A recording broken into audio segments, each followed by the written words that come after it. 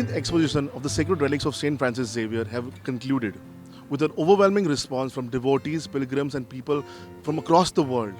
The exposition, which began on the 21st of November 2024, concluded on the 5th of January 2025. Well, for a massive event like this, a lot of planning and preparation is needed. What were the challenges? What were the strategies adopted are all to be known. And for this, we have Father Lawrence Fernandes, the liaison between the Exposition Committee and the government. Father, welcome to the show. Father, Exposition ko hai nale yahan party? Exposition was a very nice experience. We can say truly that it was an edifying experience for each and every one of us, especially the pilgrims and devotees who came to Old Goa in large numbers. And we can say that we were very, very successful in hosting the 18th decennial exposition of the Sacred Relics of St. Francis Xavier. Father, this is your first time in the committee of the Exposition Committee? Definitely, this is my first time, and this opportunity could have been of anybody in the Archdiocese. There are many priests of the Archdiocese who are very, very talented, who know so many people also in the government. But this opportunity was given to me. I consider it a lifetime opportunity for me. And I'm very, very grateful having been called to serve in this exposition committee under the leadership of a very, very talented and experienced priest, Father Henry Falcao. Father, you were the liaison between the government and the Exposition Committee. How did the government play a role in this exposition? First and foremost, I was working always under Father Henry Falcao. Me and Father Henry were always in touch with the government and their offices. Especially, we were called to work under the Commissioner, Mr. Sandeep Jakis, and the two Vice Chairmen, Mr. Alex Sequeira, the Law Minister, and Mr. Marvin Gudino. And the other functional heads, the different officers. It has been a really wonderful experience to work with this very good officers of the Goa government. And to me personally, it has been a very, very good experience to work with them closely. You mentioned Sandeep Jakis and Law Minister Alex. How did they play a role in this? Major role was played by Mr. Sandeep Jakis. He is a senior bureaucrat in the Goa government, Revenue Secretary, and his vast experience was brought into this exposition. No sooner he was appointed the Commissioner of the Exposition, he set the ball rolling for us. He started holding meetings and we saw he created different structures where we could get work going. Like he created this functional heads. He came up with this idea. He set the ball rolling. He started appointing these functional heads, and they started going into the nitty-gritty of how to organize the infrastructure, how to get the security protocols activated, how to get the other organizational aspect like sanitization, the waste management, cleanliness, hygiene, practically everything. He did it so minutely to the last details and gave a free hand to his officers to work out a plan, complete plan. So in that sense, Mr. Sandeep Jakis' role was very, very crucial, and he was also keeping the government in what you call he was in touch with the government, the Chief Minister all the time, telling him and reporting to him about what is happening in his committee. You just mentioned about Chief Minister Pramod Sawant. What was his role in this? His role, of course, being the head of the state, being the Chief Minister, his role is very, very crucial. The main role was his. He was the chairman of the Exposition Secretariat, and under his leadership, he instituted this high-powered committee first, of 40-member high-powered committee. After that, he created this committee, the Exposition Secretariat. The Exposition Secretariat was basically taking care of the day-to-day monitoring, working, and evaluating on ground the everyday exposition activities. The Exposition Secretariat was created by our Honorable Chief Minister, And he was the chairman himself, and he was really very, very magnanimous. He was so generous, and with his time, with his valuable contribution. I remember when he came to chair one meeting at the Old Goa Secretariat office. We had so many difficulties that were facing us, and he sorted out one by one these difficulties for us. There was no what you call let up on anything. For instance, you will remember that we during that time, coinciding with the exposition during this 45 days, Goa sees Christmas mood, Christmas festivities. The IFI is there. So many other festivals are there. The EDMs are organized somewhere, and the police machinery and the traffic police personnel or the PWD or all the government agencies and departments are busy creating facilities for these events also. But I liked one thing about Honorable Chief Minister Dr. Pramod Sawant, that he gave the needed priority for the exposition. I like this about him. He told us that there will be no letting up on any front about any personnel going away from the duties of the exposition from the exposition front. The protocol teams were deployed at the exposition. Different officers of the Goa government, like the Mamladars, Talatis, deputy collectors, were also stationed at the secretariat doing duties. But this all happened because of his free hand that he allowed his commissioner and the vice chairman, and gave us everything that we needed. Whenever we needed it also, he gave it to us, and whatever difficulties we faced also, he was very prompt enough to solve them. You spoke about security. How was the security arrangement for the exposition? We had to be really planning the security apparatus very well, keeping in mind the threat perception that was there internationally, nationally and locally. We did not want any, any perception of threat to the exposition, and we had to take utmost care to go into the minutest details of how the security arrangement will be done. CCTV surveillance was adopted. We were having around 500 CCTV cameras installed in and around Old Goa, especially in the precincts of the churches. And this was ramped up, reviewed again and again. We had a full-fledged CCTV monitoring control room, so to say, where police personnel were seated and they were watching movement of every devotee very, very carefully that were captured on the cameras. For instance, we had to design some critical areas where more emphasis, more importance was given. For instance, where the relic, the sacred relic was kept inside the cathedral. That was for us a major security concern, and we did not want to take any chance. So we did not allow any people to wait there after their veneration. We did not allow anyone to sit there or linger around anywhere there.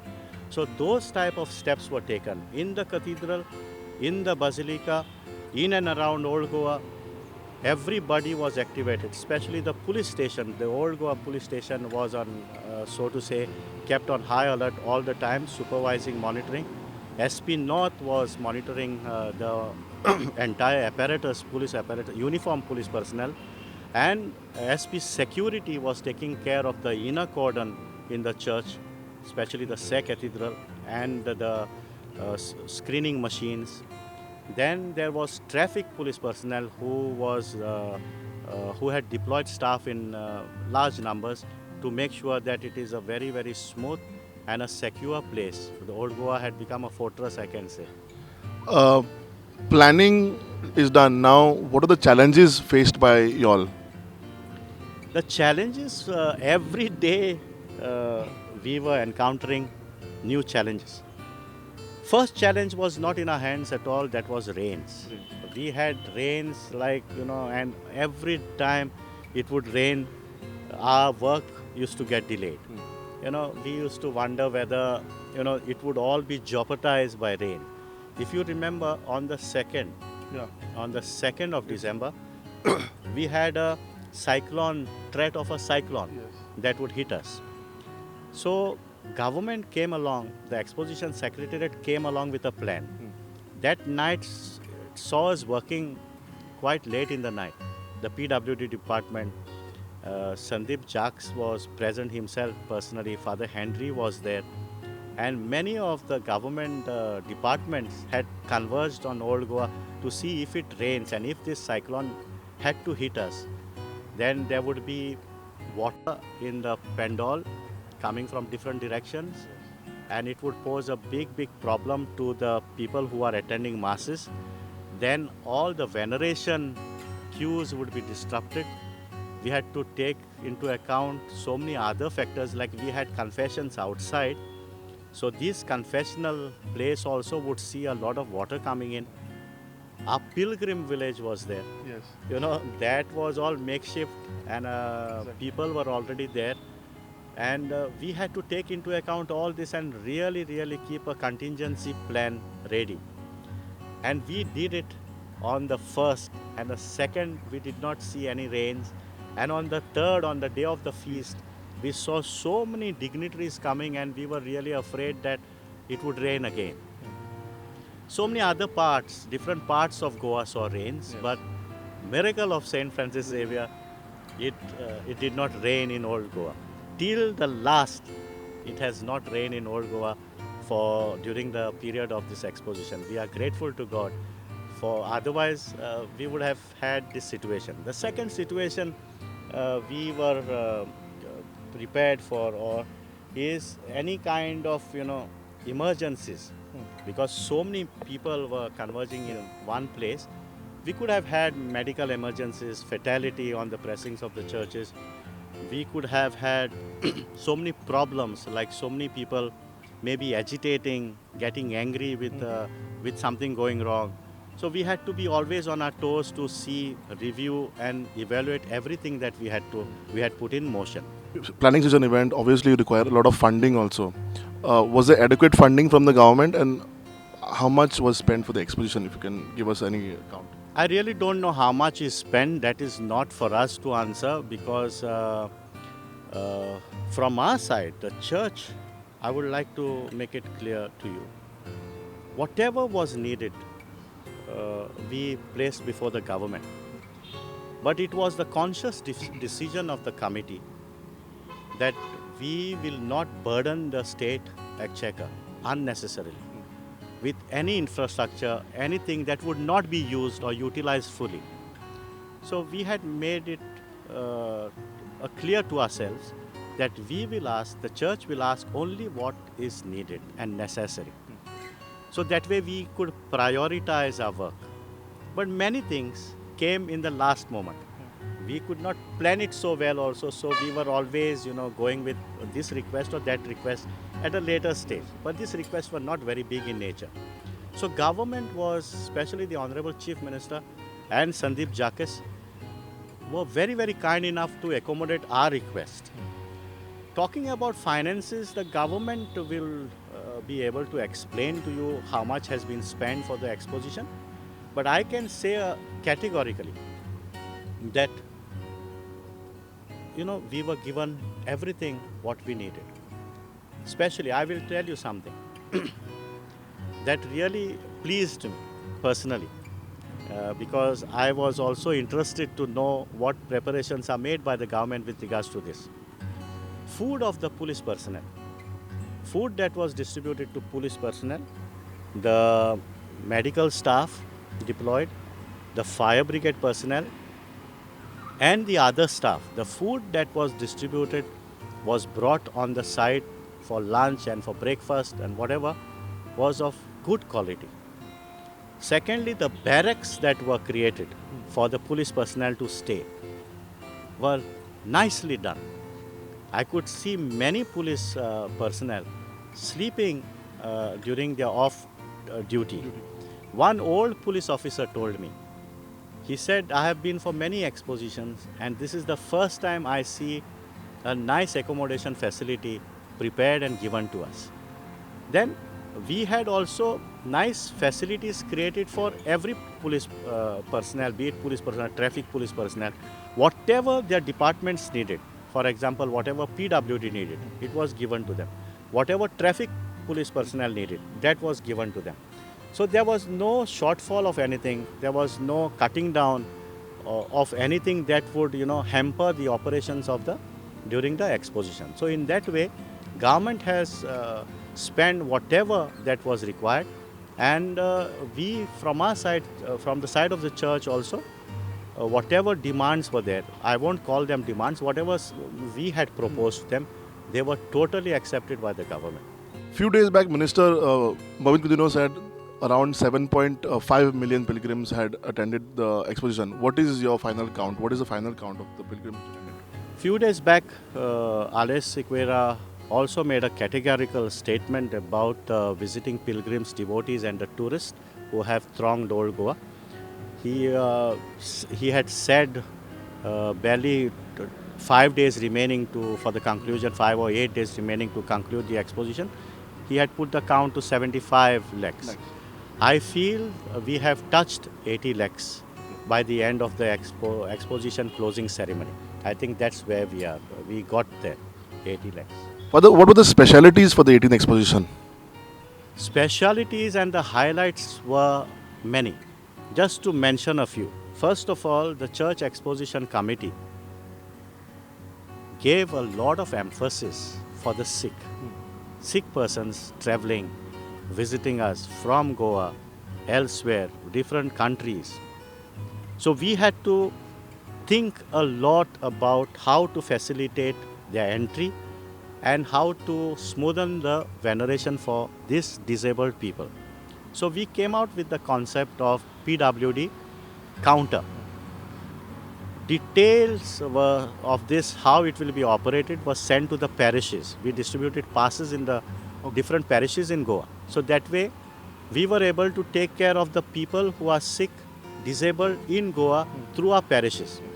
To those who were not able to avail the parish pass, we had established a full-fledged counter where our volunteers, Richard, Gail, they did a fantastic job along with the team of volunteers to distribute the passes as and when people would arrive. Secondly, government was also handed over these passes. We had kept these passes for the sick and disabled in the secretariat. So there was no dearth of these passes. And then we introduced buggies. Buggy and E-rickshaws. So that was roped in from other department of the government. We are very, very grateful to these persons in charge of these e-rickshaws. They really aided us in a very big way. So 18 e-rickshaws and 14 buggies were introduced for the first time. Then second highlight of this event was a dedicated pilgrim village. Our focus was our pilgrims visiting from Goa, elsewhere, and different countries. So as and how they will arrive, how we will be able to take care of them, where will they stay? We had also approached the government. We had asked our Honorable Chief Minister to see that, the rates are not hiked unnecessarily, too much, so that our people might not struggle with those rates to accommodate them. Then we came up with this pilgrim village, where through the help of the government, in a property of the Archdiocese, this pilgrim center was set up, makeshift pilgrim center, temporary structures were set up. 18 pilgrim cottages were set up. And we set up our counter there to take in admissions. And this was gifted free for us. Only for the meals we charged the people some little money. This was another highlight. That was a great hit because one man came from Kerala and told us, me and Alex Xavier, that he was really in a very bad financial state. And he did not know how he would make it to Goa for this veneration.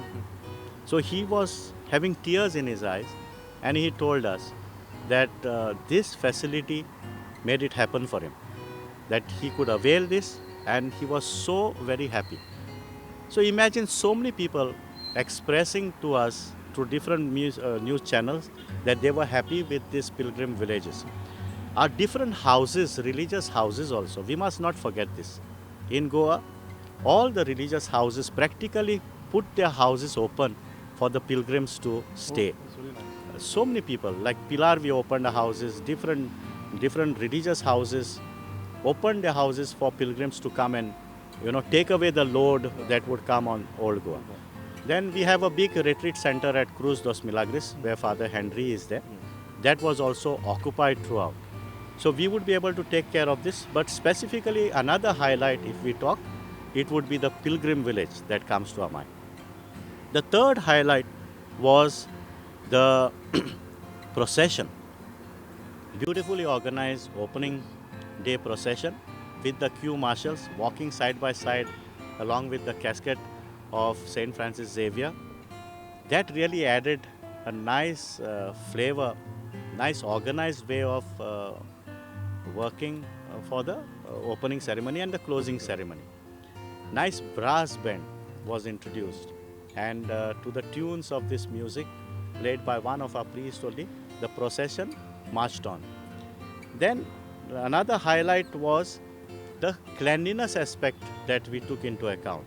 An agency was put into place to see that it is neat and clean and green and tidy. This agency really did a fantastic job. So much so people really praised this agency. Then waste disposal management was really taken care by Mr. Levinson Martin and his team. So this was the fourth highlight, that we were able to keep it green. The fifth highlight was the Christmas flavor that we added by doing decoration. Yes. We asked somebody to come forward and do these Christmas trees and give it a Christmas feel during the Christmas season. The fifth highlight was the Shillong Chamber Choir. First time performing against the majestic backdrop of the Sikh Cathedral. They were really awesome. I do not know whether you participated in this, whether you took part in this, but it was really an amazing concert against the backdrop of Sikh Cathedral. With the 3D mapping. 3D mapping was another highlight done by Elvis and Sharon, and everybody was very, very happy with these things. I would say the sixth highlight was the way we organized, the confessions. This was the first time the penitents were given an opportunity to come in an open space prepared for them. Confessionals, makeshift confessionals were given to them, and in a very, even a chapel was set up there, and we were able to take care of these penitents who had come. Different priests were coming everyday basis. This was handled by Father Candido in a very, very nice manner. Every day coming there, taking care of the priest and the penitents. So like this, there have been so many highlights. We had another highlight that also of adding new parking spaces to what we already had, like the Bakia property. Government did a lot of work to spruce up the place. They had to enlarge that area. They had to take it more further. And this really helped us to mitigate many of our parking issues. So these are some of the highlights that we had. Then another highlight of this exposition I feel like sharing with you is the protocol team that was stationed throughout the 45 days to take care of the visiting dignitaries. A protocol officer was appointed by the commissioner, and the protocol officer was liaising with us, and this we saw during this 45 days a big list of dignitaries internationally, nationally visiting the exposition and venerating. Father, we call this the age of technology. What kind of technology was used at the exposition? As I said to you, artificial intelligence technology was used for monitoring the movement of the people. Now we can speak about it. Nice, well-established monitoring station was established with huge CCTV the monitors were placed, and from there the police could even identify criminals. It was even sending messages if there was any person with any criminal record coming for the veneration. So that was another highlight that was there, and it really worked wonders for us because we could immediately get grab of every person. Every person who would come into a certain critical area, the grab of the person, the photograph of the person would feature on the system. And that way the police were better equipped to deal with any kind of offenders. And we were able to give a very, very good count of the people visiting us. But when we've read a lot about St. Francis Xavier, about miracles taking place when we were young also, any miracles took place, any people have come forward with testimonies? Certainly. I met two persons from Tamil Nadu. They have come here, they had come here for the exposition, and while they were proceeding back to their villages, they shared with me wonderful experiences to say that they have been miraculously cured by the saint. So one lady who shared with me personally that when she touched a relic, that she was having a kidney ailment, and she was in lot of pain on that particular day, and she stayed in Old Goa for 5 days, and she says that for the next 5 days she did not have any pain without any medication. So these are the testimonials that we have been hearing from people, different walks of life. People have been sharing a lot of miracles, of miraculous cures to us. Father, there are rumors of this being the last exposition. Every exposition, they say this is the last exposition, this is the last exposition. What do you have to say about these rumors? In my opinion, I am nobody to talk on this. It is to be decided by the Archbishop, who is, the in charge of the church in Goa. And they take a call on all these matters, when to call for an exposition. So I am nobody to speak on this, but in my opinion, certainly, as I see it, it is not going to be the last exposition. Father, my last question to you is, what have you all gained from this exposition? We gained a few lessons from this exposition. Personally, it was a very, very edifying journey for me. I thank the Archbishop, His Eminence Cardinal Philip Neri Ferrão, his auxiliary bishop, Bishop Simeon, Father Henry, in a very, very special way for having given me this opportunity to work in the exposition.